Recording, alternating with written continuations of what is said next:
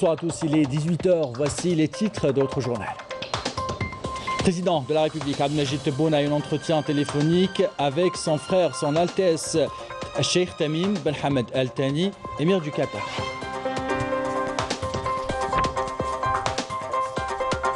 À l'occasion de la journée nationale du savoir, le président de la République, Abdelmajid Tebboune, adresse un message aux Algériens dans lequel il rappelle les réalisations de notre pays depuis l'indépendance et appelle la jeunesse à s'armer de savoir et d'esprit critique pour affronter les défis actuels.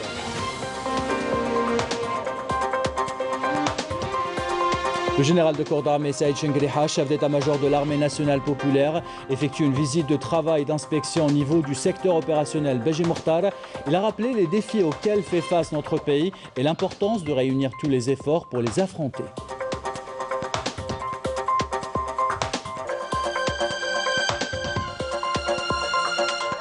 Le programme d'incubation Africa by Incube Me lance officiellement sa deuxième édition. En plus des startups africaines, des startups de la région MENA seront cette année incubées en Algérie. La Palestine sera l'invité d'honneur. Nous verrons des images de l'incubateur de Raza dans ce journal.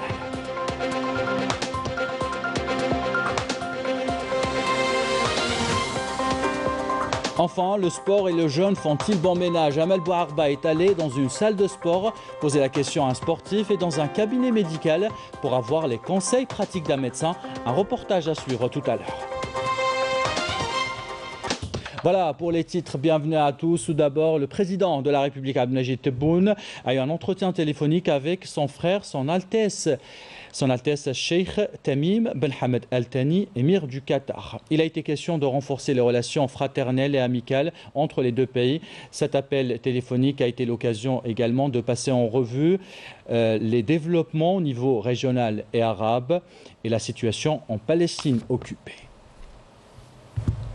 Nous célébrons aujourd'hui la journée nationale du savoir. À cette occasion, le président de la République, Abdelmajid Tebboune, a appelé les jeunes Algériens à œuvrer pour un meilleur apprentissage et à se diriger efficacement vers la créativité et la découverte. Le président de la République a appelé à s'ouvrir positivement aux langues et aux civilisations et à s'employer à maîtriser les technologies, à développer une pensée critique rationnelle. Le chef de l'État a fait remarquer que nous aurons emprunté la voie de l'association des ulama musulmans algériens et les efforts louables des cheikhs et imams des zaouïas qui ont œuvré dans les quatre coins du pays pour faire des zaouïas des citadelles de l'éducation, du rayonnement spirituel et civilisationnel et un rempart de l'identité nationale. Abdelmajid Tebboune a rappelé les réalisations au sein de nos systèmes universitaires et scolaires depuis l'indépendance.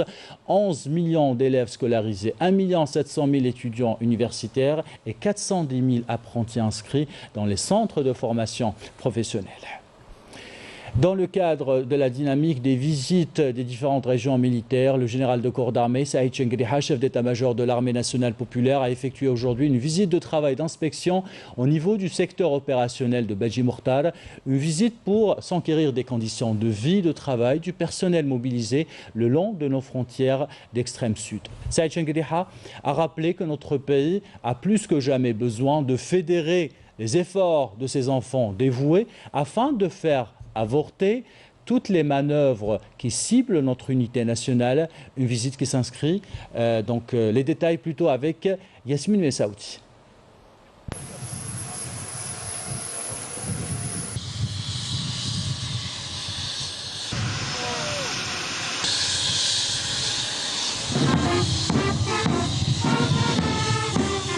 À l'entame et après la cérémonie d'accueil, le général de corps d'armée a observé en compagnie du général-major Mohamed Ajroud, commandant de la 6e région militaire, un moment de recueillement à la mémoire du shahid Mennad Mohamed, dont le siège du 10 secteur porte son nom, où il a déposé une gerbe de fleurs devant la stèle commémorative du shahid et récité la Fatiha sur son âme et sur celle de nos valeureux chouhada.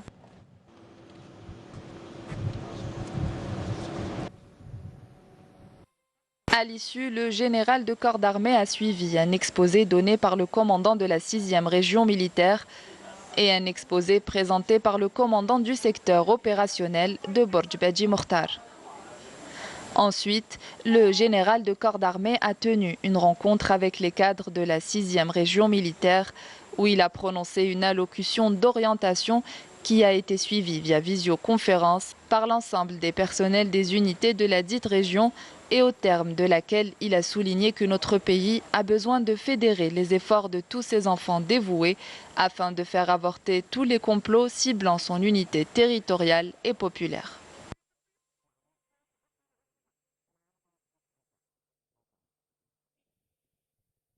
إنه وفي ظل التحديات الأمنية الكبرى التي أفرزتها الأوضاع الجيوسياسية الدولية والإقليمية المستجدة وفي عز الأزمات التي تعصف بمنطقتنا. À l'un des grands défis sécuritaires engendrés par la nouvelle situation géostratégique internationale et régionale, et sur fond des crises qui agitent notre sous-région marquée par vulnérabilité sécuritaire chronique, avec notamment l'expansion du terrorisme dans notre voisinage immédiat et la prolifération de la criminalité organisée transfrontalière. Notre pays a besoin aujourd'hui plus que jamais de fédérer les efforts de ses enfants dévoués afin de faire avorter toute manœuvre ciblant notre unité territoriale et populaire. Ces efforts doivent s'articuler sur l'unité, la cohésion et la solidarité entre les différentes composantes du peuple algérien. La confiance en les institutions de l'État et à leur tête, l'armée nationale populaire, et l'engagement de servir la patrie, de préserver ses intérêts suprêmes et de renforcer sa sécurité, sa stabilité et sa souveraineté pour l'édification de l'Algérie nouvelle dont les repères ont été tracés par le président de la République, chef suprême des forces armées, ministre de la Défense nationale.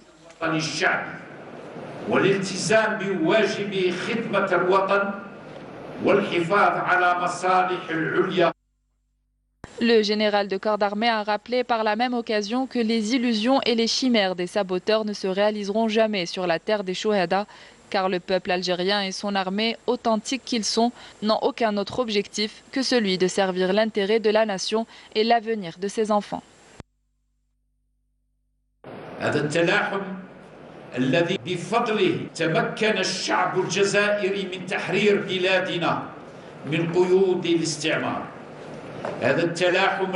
C'est grâce à cette cohésion que le peuple algérien a pu libérer notre pays du joug du colonisateur, une cohésion qui nous a permis de vaincre le terrorisme barbare et qui ouvrira à notre pays sans nul doute les voies de la prospérité, du progrès et qui en fera, avec la volonté d'Allah le Tout-Puissant, un havre de paix et de prospérité, n'en déplaise aux conspirateurs qui, surnois et malades d'esprit, n'ont jamais souhaité et ne souhaiteront jamais du bien à l'Algérie et à son peuple. Le paysage est très clair, car celui qui observe attentivement les campagnes acharnées qui ciblent notre pays ces derniers temps n'aura pas besoin d'une longue réflexion ou d'une profonde analyse pour voir la malveillance de leurs desseins, la bassesse de leurs objectifs et de leurs protagonistes et qui ont trahi leur nation et vendu leurs âmes et leur honneur. En ces temps où l'Algérie a le plus besoin de renforcer son unité nationale et de réunir toutes les forces vives autour de l'intérêt suprême de la nation, ces mercenaires tentent délibérément de semer la discorde et la division entre les enfants du même peuple et entre le peuple et son armée. Ce sont des illusions et des chimères qui ne se réaliseront jamais sur la terre des Chouhada, car le peuple algérien et son armée authentique qu'ils sont n'ont aucun autre objectif que celui de servir l'intérêt de la nation et l'avenir de ses enfants.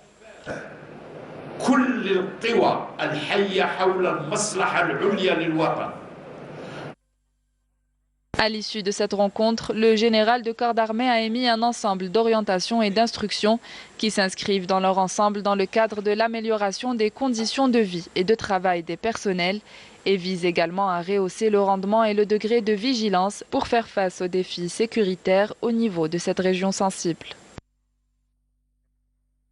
Dans l'actualité de ce samedi, la militante de la cause algérienne Juliette Akompora, décédée jeudi à l'âge de 92 ans, a été inhumée aujourd'hui au cimetière chrétien de Boulourine à Alger en présence du conseiller du président de la République chargé des relations extérieures, Abdelatif Allahom, du ministre des Moujahidines et des Ayants droit, Aïd El-Piqa, du ministre du Wali d'Alger ainsi que ses proches compagnons de la défunte. Je vous propose d'écouter la déclaration du ministre des Moujahidines et des Ayants droit et de ses amis, les amis de la défunte.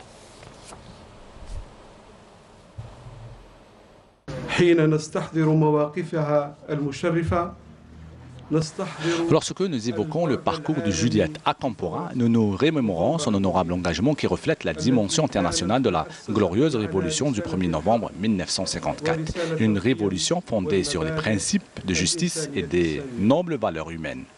L'Algérie et tous les épris de liberté de par le monde sont redevables à la défunte pour le combat qu'elle a mené en soutien à la cause algérienne. Elle le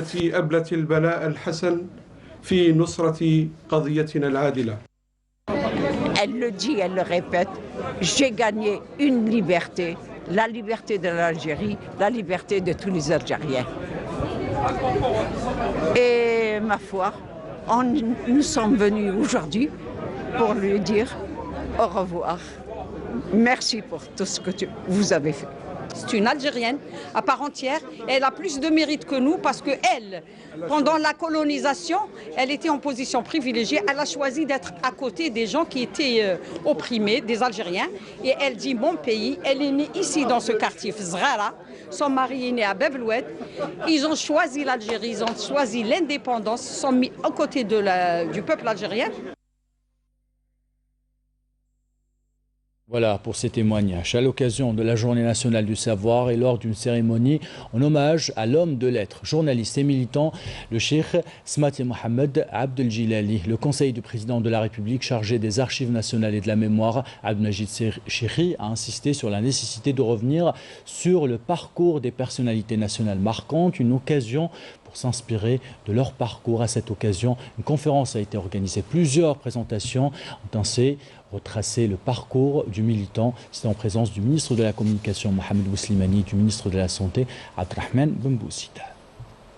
Toujours à l'occasion de la Journée nationale du savoir, plusieurs manifestations ont été organisées au pôle universitaire et technologique de Sidi Abdallah. Le coup d'envoi de ces activités réalisées par des étudiants des universités et des écoles supérieures nationales a été donné par le ministre de l'Enseignement supérieur et de la Recherche scientifique, Abdelbaqi Benziyen, en présence de la ministre de la Solidarité nationale, Kautal Kariko, ainsi que de la ministre de la Culture et des Arts, Malika Moulouchi. En parlant de savoir et d'économie de la connaissance, l'Algérie accueillera pour la 2e édition du programme d'incubation Africa by IncubMe des candidats du Moyen-Orient, plus des startups africaines. Ces porteurs de projets vont passer plusieurs mois d'incubation en Algérie pour développer leurs solutions et créer leurs startups. Le lancement officiel a été donné hier au CIC en présence du ministre délégué chargé de l'économie de la connaissance et des startups et plusieurs membres du gouvernement. Couverture signée Amel Bouargba. Fort du succès de la première édition, le programme d'incubation de start-up Africa by IncubMe revient cette année. Avec plus d'ambition et une grande nouveauté, il implique désormais les start-up innovantes du Moyen-Orient. La surprise a été créée hier soir par la participation de la Palestine. Ces jeunes de la bande de Gaza ont brisé le blocus médiatique et technologique imposé par l'entité sioniste. نعلن انطلاق إن شاء الله الشرارة للاحتفالات بهذا المشروع المتميز مع حاضنة IncubMe en Algérie.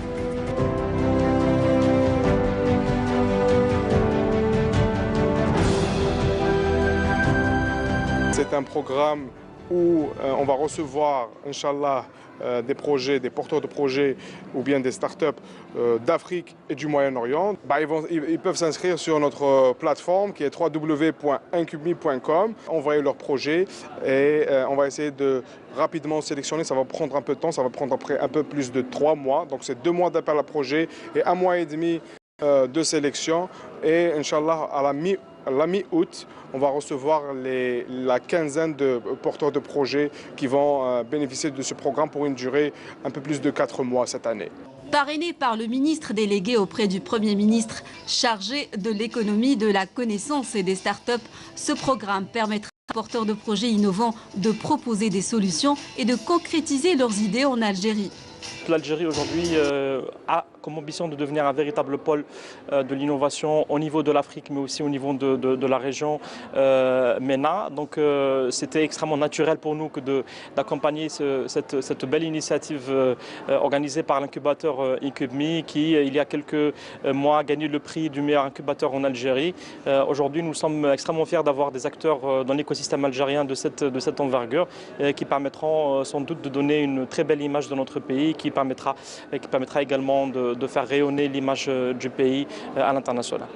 De l'idée à l'entreprise, c'est tout le challenge que représente ce programme ambitieux, unique en son genre, qui promet d'être grandiose, une aventure professionnelle et humaine.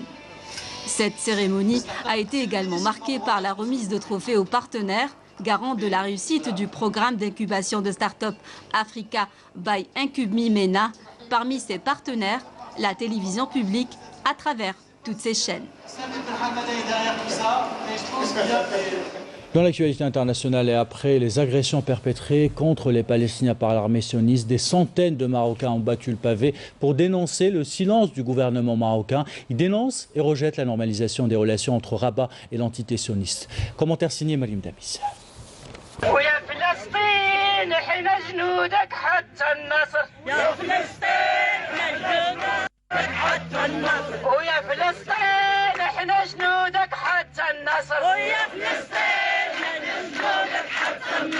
Il est 21h30. L'appel du Front marocain de soutien à la Palestine a été entendu. Des dizaines de personnes se sont regroupées devant le siège du Parlement pour exprimer leur solidarité avec le peuple palestinien suite aux récentes attaques perpétrées par l'entité sioniste contre les fidèles à la mosquée Al-Aqsa.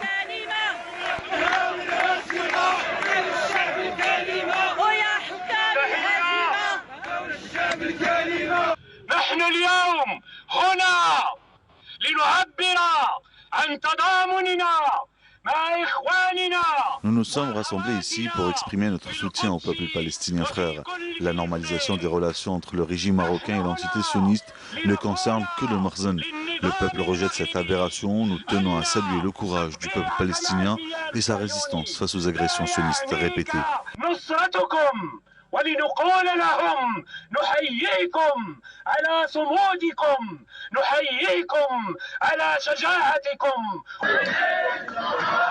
À bas la normalisation était le slogan scandé par tous.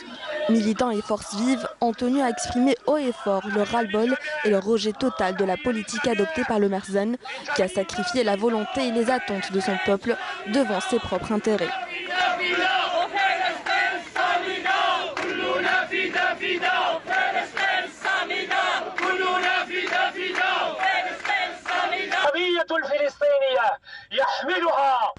Notre présence ici est pour rappeler à tout le monde que la cause palestinienne est une cause juste et les causes justes sont victorieuses.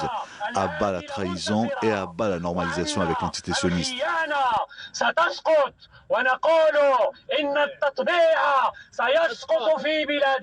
Ce genre de rassemblement est organisé à travers le Maroc depuis des mois. La dernière agression sioniste contre les Palestiniens à Al-Aqsa n'a fait que raffermir davantage la volonté du peuple marocain, déterminé plus que jamais à faire entendre sa voix à un régime qui semble sourd à tous ses appels.